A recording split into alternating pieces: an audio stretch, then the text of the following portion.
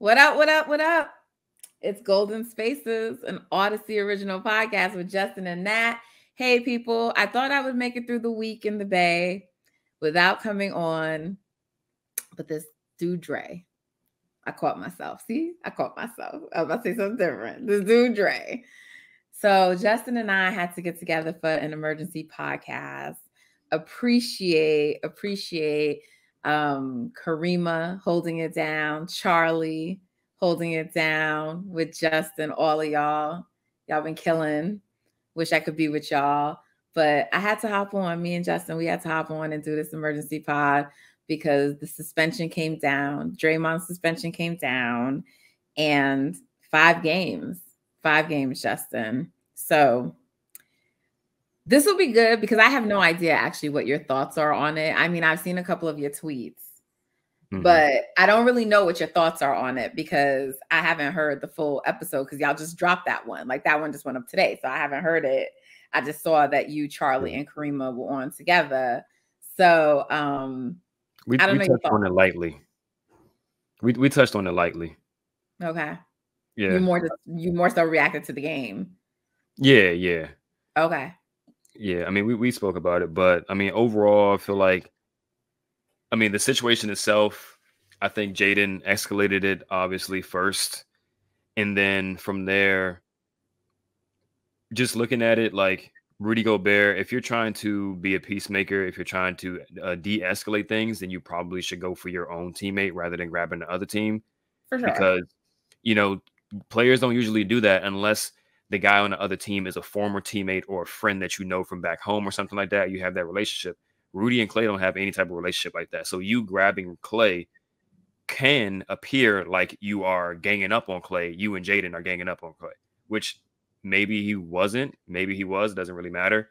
But aside from that, I mean, that's how it looked from the outside. Like, Rudy, you should have went for the other guy. Now, when it comes to Draymond, it's very clear that he took any opportunity that was going to present himself with Rudy Gobert to unleash the, disdain that he has for Rudy in the form of any type of physical violence that he could muster up in that moment. It just presented itself as a chokehold, a reverse chokehold or something like that. Now, I will say, that was excessive, but I will say Draymond probably could have did a lot worse than he did. Like, he grabbed him, he pulled him back, he choked him, but he could have choked him a lot harder. He could have did other things. So at the end of the day, it was idiotic. Well, I don't understand people who keep saying that he could have. He could have. It's kind of irrelevant. Raised. Like, why? Like, what? He could have? That's not normal fucking human behavior, bro. I mean, it kind of is. It's just bad human behavior. It kind of is. No, man. Fighting is pretty normal human behavior, but it's just not. You're just a savages, B. Like, I'm not just going around fucking just choking people out. Like, that's not normal shit. So then when you say it could be worse, why? Yes, it could be worse, but that's not the normal human fucking reaction. It's not. I mean, when you like factor in everything that goes into it, the passion of basketball, the fact that they have history, it shouldn't be. Bro, nobody else choked nobody on the court. He's the only person who was choking somebody. No, sure. Rudy did not choke Klay. Like, I need y'all. No, he didn't. I kind of push back against people saying that like Rudy choked him. Like, he definitely grabbed him up, but he could have. But he didn't. Again, Rudy could have did worse too. Right. Rudy is just a moron. Okay, so let's get this clear. I don't like him any more than anyone else likes him. But like, first of all, we have to remember Rudy is French. And I just mean that by like culturally, to him, he may have not even thought about it the way I agree with, like, you should have just grabbed your own teammate. But I'm just saying culturally, he may not even realize, like, it may, the way that that's instinctive for us, it may not be instinctive for him. So we have to always remember with anything with him, there are cultural differences. I don't know if that's the case, but I'm just saying you do have to always start from that baseline. But then even with that being said, what he did is he put his arm over like Klay's, neck or whatever, like his shoulder. So it was just to like pull him off. Like, when you slow down the tape and pause it and But like, if you just watch it in real time, it's very clear he wasn't trying to like harm Klay. That being said, I understand Dre did not realize that in the moment. I get that. I get it. He didn't realize it. So he saw someone with hands on his teammate. I'm with you, Dre. I'm with you to that point. I am not with you when you then choke someone out, drag them across the court, won't let go. Like, you know what I'm saying? It's like, to me, there's like a legal term of art called pretext, right? And it's like when people use things as pretext for the real reason they're doing something, right? And we all know you don't like Rudy Gobert. I think you just wanted a reason to choke Rudy Gobert out. And that's why it annoys me, because it's selfish. You know what I'm saying? Like, if you really just wanted to break up the fight, you pull Rudy off of him. Maybe you throw him to the floor. You come in between them. You separate. Like, we've seen Dre get into other little scuffles and stuff with people, and he don't choke people out. Right. We've seen that. So this is why I hate, because it's also offensive to me, and I hate when people tell me, you know, he can't control himself. I do not like the idea. I do not like the idea of saying a Black man cannot control his emotions. I don't like that. I don't like when that's said. And I don't believe it to be true, because when Draymond wants to, he controls himself. For sure. And then I feel like he leans into the I can't, or, you know, like as an excuse. I don't like that. No, you're a grown ass man. It's time to fucking grow up. And personally, I think it's selfish. You know, people like, oh, he was having his teammates back. 1,000 ways to have your teammates back without you getting kicked out of a game. And now future suspensions. Because like that game wasn't even the least of it. We all knew that further suspension was coming. And we know with you, Draymond, there's a Dre tax. That's why the bullshit happened the other game where you got ejected with Donovan Mitchell. There's a Dre tax. And if you're not going to move accordingly to avoid the Dre tax, then what are we doing? This is like the worst possible position the Warriors could be in. They started off on a high. They were playing well. They're on a homestand. They're supposed to be stacking wins right now. They've fallen below the Lakers. Now all these other teams are creating distance, and it's a long season. So there is time to catch it, but they've yet for them all to be together and play. Yeah. They've had it like one game. Yeah. That's true.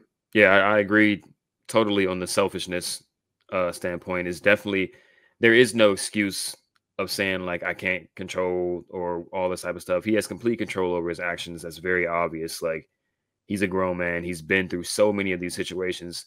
He's learned, and he knew going into probably all of these situations what the right thing to do, what the safe thing to do, what the wrong thing to do was. And a lot of times he just lets his emotions dictate what he's going to do with no filter. Right. So it's just another situation. You can add it to the list. It's a long growing list at this point. And yeah, I'm not one of the people who's willing to overlook it. Like, I'm sorry. If I'm fucked up for that, then, you know, whatever. Because I see people like, oh, the police are out for Draymond. Come on. Like, at what point do we stop? And I know part of this is like people don't like Rudy. So I just feel like that's what the justification is. But it's like, bro, 5 games, that hurts the team. Yeah. And I mean, they are out for Draymond because he's done a lot of shit in the past. Like, he's earned it. Yeah, he's earned it. He has, for better or for worse, right? Like, that same passion that he plays with and all of that causes him. Well, I wouldn't even say that causes him to do his things. He does that because he chooses to do those things. It's just like he also chooses to play as hard as he does. It's the same. It's a double-edged sword. And pretty much he's explained to us multiple times, and they've all explained to us multiple times, that you kind of got to take the good with the bad. But he has complete control over this stuff. I just think I don't look. I'm not in that locker room, and I'm not the Warriors. And like, from talking to some people, I think there is a argument, a valid argument to be made that this galvanizes them because some of them will feel like, oh, Dre stuck up for us, blah, blah, blah, blah, blah. I mean, it sort of did last night, though. I think those guys would have played well regardless because they've been doing that all year, right? But I just find it implausible that there are not people in the organization who are probably not like, this shit again. You know what I'm saying? Like, yeah, definitely, yeah. Like, at what point, I was asked this earlier today, like, at what point do the Warriors like just say enough is enough? And I'm like, my honest answer is I think the Warriors already feel like that. I said, I don't think, like, I am in the minority on this, but I do not believe that the Warriors still have Draymond because of some nostalgia and they think his value is so great still. I think it's a marriage of necessity. I think they look around the league and they see their situation and there wasn't a move for them to make, right? Like, I just don't think there was a move for them to make that would allow them to let Draymond go and still have a chance to compete. Yeah, for sure. I mean, based on that, then it kind of is necessity because there is no other move. And that's been the case for the majority of his career. I feel like Kevin was already leaving. There was really nothing they can do about that. If it was a choice between Kevin and Draymond, obviously Draymond would have got the boot. And then from there, it's like nobody could really replace what he brings to the table on the team. So they have to live with the results of his play on the court and his stuff that he does off the court. But I think it was easier to live with it when not only they were winning, but his impact was greater. And it's not the same anymore. It's not. He's not the same player. He's out of his prime, right? Or tail end of his prime, whatever you want to call it. The shit with Ant Edwards the other night, like, bro, what are you doing? Yeah. I mean, that type of stuff for me personally, it is what it is, right? Like talking trash, being super intense and stuff like that. I don't really have too much of an issue with it. Like there's some people who might say like, don't rile up Ant in that situation. In my opinion, like, it's not that. I don't mind talking trash either, but usually to me, a lot of it is just like unprovoked at this point, you know, like normally it's like someone saying something to him, he's saying something back or, you know, whatever, but it's like, I don't know. But like, regardless of whether you do rile Ant up or not, because I think you do, it's like you got sunned. Y'all got blown out. You know what I'm saying? And Ant handled his business. And like Draymond back in the days would have done some shit to stop him or slow him down. But you ain't do shit. Maybe. Yeah, maybe. Ant's is, yeah. I mean, I think in that situation, Ant's in his prime, Draymond's not. I mean, Ant had it going that night. But there's also a lot of situations where Draymond does the same thing and guys just fold. So I think but we all know Anthony Edwards is not one of those dudes. So I don't even so he's not gonna fold from you saying that. You know what I'm saying? And it's just like, bro, like y'all are losing. I'm just saying, like, I'm really not trying to hear you pop all that shit. And y'all getting blown out. To me, it's whack. It's corny. And again, it's the writing of the checks that you cannot cash. Because you're doing that on the back of stuff. That's how I feel about it at this point. You doing it on the back of stuff. Yeah, I mean that's a given. It's always been that way. I mean, obviously, like you said, he's in his prime. He had much more of a direct impact on, you know, the success of, you know, the dynastic success. But it's always been Steph cashing the checks, you know. This 5 games, listen, they got to win some games. And not only is Draymond out for the next 5 games, but Steph is out the next game. My guess is that we see Steph on Saturday. Like especially if they lose. I just don't think they can risk. You know, I don't think that they can risk it. But it sucks because it puts pressure on Steph, which I know it's pressure he can handle and all that, but it's like that's annoying. Like over time, that's just annoying. It's ridiculous. So, Yeah. I mean, Steve Kerr said like the MRI was positive and all of that. I get it. But yet it's a second game. That stuff is missing. Because when he said that and I was like, good, he's like, so it won't be too long. I'm like, wait, so he's going to miss another game? You know? Yeah. Hopefully, like you said, hopefully he's back Saturday. At the very least, back the next game after that, which I think is Houston. But yeah, I mean, this puts pressure on the other guys. I feel like a little bit more, right? I mean, it puts pressure on Steph to come back from the injury as quickly as possible. As far as play on the court, the other guys just got to step up. I think last night's game showed that, hey, they can still compete, right? You're down 3 of your best players, right? Maybe your 3 best players, and you still take a team that's the hottest team in the league down to the brink. You had a chance to win. They should So it have shows won that if this Chris is Paul wasn't acting should have won. Should have won. They should have won. That's what I'm saying. Like, I'm treating that they should have won that game. Oh, for and sure. It was a combination of Chris Paul's foolishness and Kerr, because I'm not stop with the Corey Joseph, Chris Paul shit. Just stop it. It don't work. Corey Joseph, I need you to know where the line is so you stop stepping out of bounds. Right. And just in general, like, you continue to watch leads dissipate when these two are on the court together and you keep doing it. And then why can't Moody and Kuminga get more minutes? I don't understand. And like, trust me, by the way, I'm all for Trace and all for Pods getting minutes. I want to see it. But like, let's not do the bullshit now after Kuminga and Moody waited this long, where, like, you know what I'm saying? So, right. Like, there's a part of me, because I wanted the young guys to play. I asked the question about it, you know,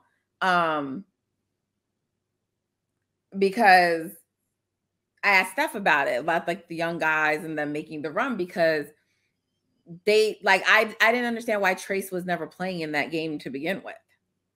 Right. I never understood that. So, and we're talking about the first game versus the Timberwolves. So there's a part of me that likes Kerr's hands being forced, but still, it's just a very frustrating situation, because this is the exact opposite of what you wanted. You want them to get off a good start. You want them to have a nice cushion, build a lead, and they have enough to still win games. They do. And they should.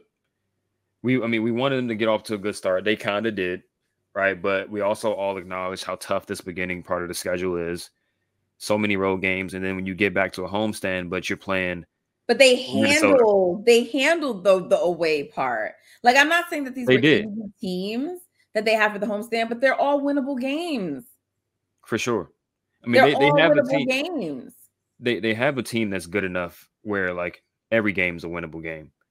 Yeah. But the schedule lightens up tremendously in the middle of the season, right? You're not playing Minnesota 2 times in a row, right? Where they're peaking essentially right now. Number 1 defense. Anthony Edwards looks like a top 10 player. Cat is, looking good. Then you got Cleveland, who's getting hot. You got OKC coming in there. Like, these are legitimately playoff bound teams coming into your place. I don't care. I don't care. You're not 100%. You're not 100%. So, I mean, like, you're not 100%, but some of these games should have still been won, and it's been foolishness. Like, listen, like, I'm still not with everybody on the Wiggs bashing. I'm sorry. He does have to get better and play better, but I feel like everyone's overlooking that he was better defensively. Like, the offense still isn't there, but he was more engaged. He was more active. I really do think we'll get at some point a portion of Wiggs that's helping the team more. I think his confidence is a little low, but obviously it's not ideal when that's happening. And, Chris Paul was bricking everything. He was hitting last night, which is why I don't understand the foolishness he did to close the game. But it's obviously not ideal when Clay and Chris Paul are kind of going through something, and then you couple that with Andrew. But that's when, like, some people were like fighting me. They were like, the problem is mostly Andrew. I said, no, it's not, because Andrew hasn't been playing well all season, and they were winning games. They were winning games when he wasn't. And I was like, that's because the bench was showing up. Chris Paul was doing his Chris Paul thing. His three wasn't falling, but he was playing better, I think. And, you know, Clay, because Clay had some good games in there too, right? Again, I'm not suggesting that we don't need Andrew to play well. What I'm saying is very rarely do we have like every player is on for the night, right? So you'll have one guy who has a bad night, but everyone else is good or not, so whatever. So Andrew's in a rut. I really hope he gets out of it. I really do. But that being said, it's like the second unit was carrying a lot. They were carrying a lot of those games, or helping rather. Like they were Steph's backup, you know, and we've talked about this already, so we don't need to revisit it. But this team is really deep, and they have a lot of weapons. They have like a lot of versatility. They have a lot of different things that they can do. So to me, they need to compete. If OKC can compete with us without Shea, we need to be able to compete. Like, we legit should have beaten the Wolves. We should have. You went up with two.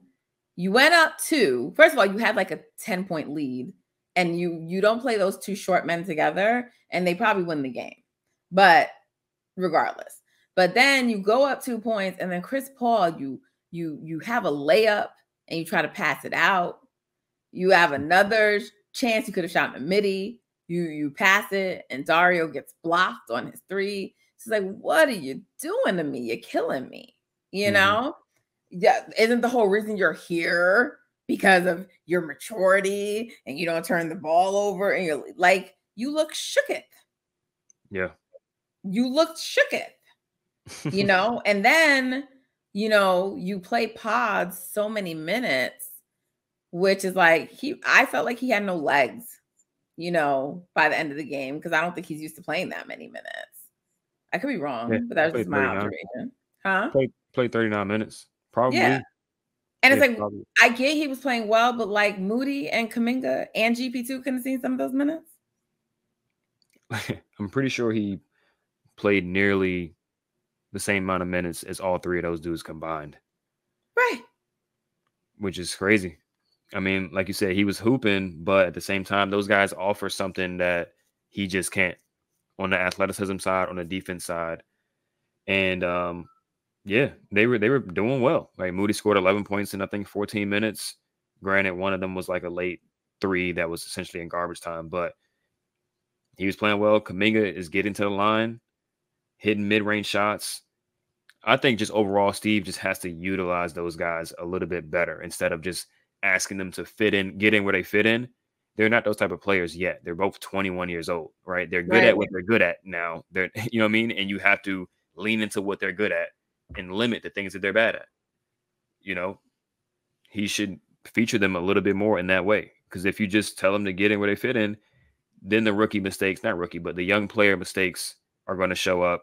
The immaturity in their game is going to show up because, I mean, that's just how it is for young players. But you have to, as a coach, make it so those opportunities are not there for them to make those mistakes as much as possible, rather than just being like, oh, you made a mistake that, you know, a 10-year vet wouldn't make because you're in your third year and you're 21 years old. Get out of the game. Like, that doesn't make any sense, dude. Like, you have the power to make sure they don't make those mistakes. Right. So, like, you know, like, not everybody's going to be like Pods, and maybe you play Pods 2-3 games in a row and he starts showing the immaturity in his game. You know what I mean? Like, it's that's what young players do. So put them in position to where they don't have to make those mistakes, and you have the roster around them to do that. You have the veterans around them to cover for them. You know, play the right combinations. Wow. It's going to be interesting because no Steph tomorrow and no Draymond. Clay will be back, but like, he's going to have to get help from other places. So yeah, I really hope, you know, again, times like this can be good in the season because you see who else can like step up and do things. But it's just unfortunate, man, because it could be, well, depending on how it goes, could be a blessing in disguise. Could light a fire under Clay, Wiggins, and CP3's behinds, and it's like if y'all don't play the way y'all supposed to have been playing, we're definitely going to lose, and we need to win these games. So Clay, all this missing open shot stuff stops. Wiggins, all this not taking shots and then missing the open ones as well, got to stop. Clay not taking shots. I mean, CP3 not taking shots. You got to stop. Y'all got to be the best version of his yourself. shot started falling yesterday. That's why I don't understand why he hesitated. Like right. I get the other nights it wasn't falling, so it's like, okay, I'm not going to shoot, because that's just how he's always been. He's a safe player. I mean, Isaiah Thomas talked about it. He wants to play mistake-free basketball. Right. And it's like, we know Steph don't care. He can miss 10,000 times and he gonna shoot it again. Just a different mentality. So we get it. That's not Chris Paul. But your shot was falling. He hit a 3, a couple of them, I think. His mid-range is almost always butter. Like, why the fuck are you passing? Like, in crunch time, Chris Paul, in go time, with the game on the line, Negro, I don't want you passing to anybody. I want you taking the shot. Right. Simple as that. He got to be that mid-range assassin that he's always been, especially against us. Like, come on, and that's the thing, because if you would have just taken the 2, your mid-range, that puts them up 1. And it changes the whole math, right? Maybe Conley still makes the 3, but if he does, then they're only up 2, and you guys can still tie the game or go for the win. Yeah. But now when you basically turn it over and waste that possession, and then he gets the 3, that was it. That was ball game. Yeah, too late. Too little, too late, brother. When he indicated he wanted that back, I tried my best to ask it in a way so he ain't jump on me like he did Kendra, but he was still a little pissy last night. You could hear it in his response. But whatever, I don't care. He's that type of guy. Yeah, I know it's just he's moody, so so I was disappointed by that. I keep waiting. I'm like, the Wiggins breakout game is coming. So I really hope it's coming. I really hope it's tomorrow. I don't know what it's going to be, but like, this could be really good for Kuminga. I feel like Kerr keeps wanting to lean into like Dario starting. And I really wish with these athletic teams. I just think it's because CP3 is starting, and CP3 and Looney really don't mix that well. Right. So he's putting Dario with him. Now the question is, who starts in Draymond's place? Because he's probably going to start, at this point, he's probably going to start Dario and Looney, Clay, CP3, and Wiggins. How does that look, right? Chet is, they got Chet, and I think Jalen Williams is probably starting at the 4, or Giddey. So that second unit, they going to have Corey Joseph out there running it, or they going to put Pods out there? Pray it's Pods. Pray it's Pods. Pray it's Pods, Gary, Moody, Kuminga, Trace. Please no Corey Joseph. He's a really good bench vibes guy. Yeah, he's JTA. And Pods is Kuminga from rookie season. That's literally what it is. Like, sure, you can add some value, but this guy's ceiling is way higher than yours. And the mistakes that you could potentially make out there far outweigh the positives that you're doing. You're just a good bench guy, good practice guy. You know what I'm saying? If multiple people are sitting, then sure, you might get a few minutes. But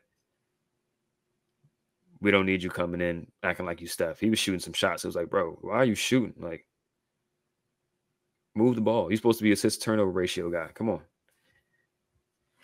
Yeah. So much foolishness.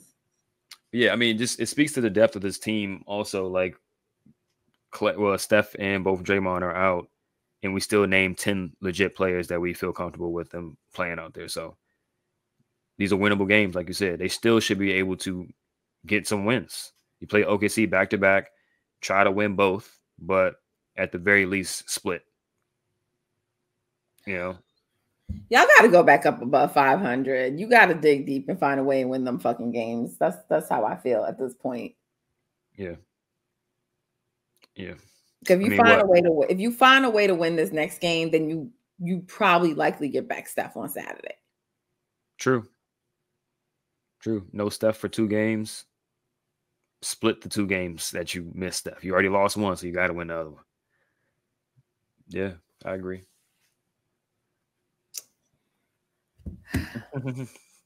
Again, I'm sorry, y'all. I'm not here to cape for Draymond. I'm over it. I'm over it. Yeah. Thank you for your services. Thank you for your services. It's crazy. I'm over it. I'm hoping something happens and they find magic in a bottle. Hoping he goes out the way he came in. I'm just tired of the antics. It's not really that like I'm just not sold anymore that he helps more than he hurts. That's fair. That's fair. That's all I can say. All right. Thanks for tuning in with me and Justin for this emergency pod. Hope you found it to be of some value. This is not what I expected, Justin. I'm still a little flabbergasted, to be honest. Like, by his suspension? No, like not at all by the suspension. 5 games. I was thinking it was going to be like 3. 5 is like, wow. Okay. Yeah. We know where you're at with the league now. I knew it would be a few. So 5 is but I did not expect the Warriors to be 6-6 is what I'm saying. Like, yeah. And things, I know they're a good team. So this is not like last year, like we knew there were like some weaknesses with the roster. And so it was like all the other stuff was like not good because we know that the roster was flawed, but like they have a really good team. Yeah. I think they'll show it. I think they'll show it. They hit a little rough patch and they're going to bounce back, to be honest. I think I know, but it's just the distance that Denver still keeps fucking winning. Yeah, I'm a hold out on that one. I don't think they catching Denver, but at this point, like I just find it hard to believe that they'll make up a 3.5 or 4 game gap on Denver, but you never know. I do think the other teams that are below can be caught. So they're 3 games behind Minnesota for second. They can be caught, in my opinion. Like I said, I feel like there's a point in the season where, yes, these are winnable games. They can catch all the teams because Denver hit their little rough patch last year too. So they did. But I mean, you ask yourself, was it them taking their foot off the gas, or did they, the other teams find something against them? It doesn't matter. I just think every team at some point hits a rough patch in the season. That's true. Where they get some losses. So the reason to me doesn't matter why. It happens. It's just like a natural, to me, part of course of the season. Mm-hmm. But it's just, to me, Warriors, you hit your rough patch early now, so you don't get to have another one. Yeah. That's really what it is to me. And again, I mean, if the Clippers were not such a clusterfuck, they win that game last night. Denver's playing right now without Jamal Murray, and they still have to play without him. That's gonna eventually take a toll because their bench is not good. And so, yeah, Jokic is good enough to pull off magic, but their bench isn't good. Their bench still isn't good. Mm-hmm. Do I think Reggie Jackson can still keep playing well? Yes. I think Reggie Jackson's playing well right now because he's playing on the court next to Jokic. It's sort of like the Jordan Poole thing, right? He's playing next to like a better player. So, but as a general matter, their bench isn't very good. For sure. So they can definitely drop some games. But either way, I think there's going to be a point in the season where the Warriors win at like a really, really high pace because everything clicks for them at the right time. And they'll catch some teams. But I really did not want them to have to not have home court and go to altitude. I know we're like looking far ahead, but that's how I think, because that's my confidence level in the Warriors. I believe they're still like going deep. Yeah. But I'm just saying, like, it would be much better if you did not have to deal with altitude. For sure. We always and want so it. I feel like you still got to try to go for it and chase it and, whatever. And that's why I'm just like, you cannot drop any more games. Yeah. Yeah. I mean, last year, trying to play catch up the whole season, bit him in the ass at the end. So get ahead of it so you don't have to play catch up. And I mean, I just don't think, I feel like the Wolves are going to maybe be this year's Kings. And I mean, even the Kings, like now, Fox is back and they're winning again. Like he gets back and they start to win. Mm-hmm. So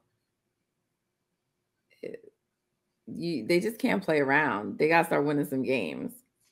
For sure. And I don't feel like it's like last season. I don't feel like it's like we just want to get there healthy. We don't care. I don't think they're on that this year. No, they're not. You can tell. So, I mean, but like I said, this team is so like we both are in agreement that this team is really, really good, but they're really, really good when they're playing near their best, each guy or like most of the guys. You can't have multiple guys playing below their standard. If they get that for an extended 2-month stretch or something like that, like Clay's hitting shots, Wiggins is playing his best, CP3's taking and making shots, they're going to be so hard to beat, whether they're at home or on the road, that they're going to start stacking wins. Like they got to be healthy for like a 2-month stretch and really find a good groove. But once they find that groove, I think they're going to run it up. It's ultimately, it's like, do you want to catch, like you said, that altitude for 4 out of the 7 games is going to be much tougher to deal with than if it was 3 out of the 7 games. Like, obviously, right. You want that home court advantage. You want every advantage you can get. But I do think at some point this team will start running win off. Because, I mean, this team's been playing pretty subpar based on what we expect from them. And they're in all of these games. Right? Maybe the Cleveland game, they were like, that was a decisive loss, right? The game was pretty much over before. There was garbage time there. There was garbage time in one of the Minnesota games. But other than that, when they lose, it's like 1 possession, 2 possessions. Mm-hmm. Right? And this is even with Steph out. This is even with Dre out. This is even with Clay getting ejected and all that type of stuff. So they're in a lot of these close games with these teams who are playing their best basketball to beat them. Right. So I think it's coming. Floodgates will open. Okay. From your mouth to God's ears. Is that how the saying goes? I have no clue. All right, y'all. Justin, the star of Golden Spaces. No, you the star. You on TV?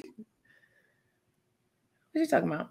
I mean, you're already on TV, but I don't know what you're talking about. You must be mistaking me for someone else. Oh. A woman with cornrows, maybe.